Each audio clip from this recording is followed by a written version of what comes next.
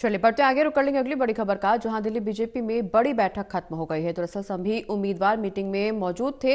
वीरेंद्र सचदेवा, विजयन पांडा की मौजूदगी में यह बैठक हुई है। चुनाव प्रचार और जीत की रणनीति पर चर्चा की गई।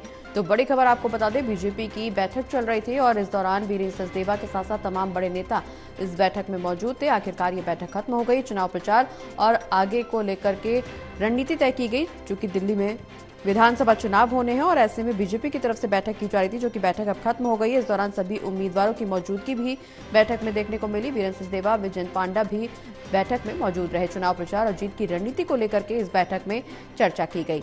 दिल्ली विधानसभा चुनाव में बेहद कम समय और ऐसे में आगे की रणनीति को ध्यान में रखते हुए सभी राजनीतिक दल बैठक करते हुए नजर आ रहे हैं। बीजेपी की तरफ से भी यह बैठक बड़ी बैठक, जिसमें तमाम उम्मीदवार की मौजूदगी देखने को मिली। वीरेंद्र सचदेवा, विजयन पांडा की मौजूदगी में भी ये बैठक हुई और आगे की रणनीति और चुनाव प्रचार को लेकर के चर्चा की गई। बता दें कि 27 जनवरी की वो तारीख, जिसके बाद बीजेपी के तमाम बड़े नेता चुनाव प्रचार में उतरेंगे। प्रधानमंत्री नरेंद्र मोदी के अलावा और भी तमाम दिग्गज नेता, बीजेपी के तमाम बड़े नेता चुनाव प्रचार करते हुए दिल्ली विधानसभा चुनाव के लिए नजर आएंगे।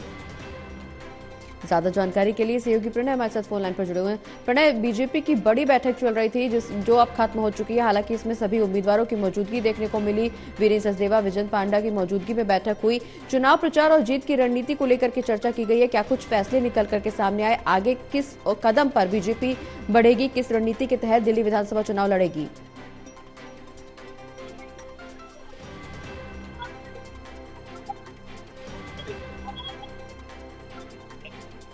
प्रणय, आवाज मिल पा रही है आपको हमारी? हाँ बिल्कुल, देखिए आज जो एक महत्वपूर्ण बैठक हुई है और इस बैठक में सभी 70 के 70 जो उम्मीदवार थे, जो प्रत्याशी थे, वो मौजूद थे।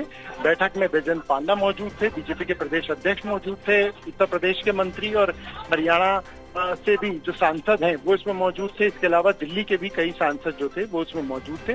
मुख्य तौर पर जो मुद्दा था वो यही कि किस तरीके से आने वाले समय में इस चुनाव को और भी ज्यादा मजबूत करना है, चुनाव में कैसे बेहतर प्रदर्शन हो सके, चुनाव में पार्टी और कितना बेहतर काम कर सके, इसे लेकर जो मार्गदर्शन था वो दिया गया है, टिप्स दी गई हैं और कोशिश की गई है कि पार्टी इस बार बेहतर प्रदर्शन करे और दिल्ली में सरकार बनाए।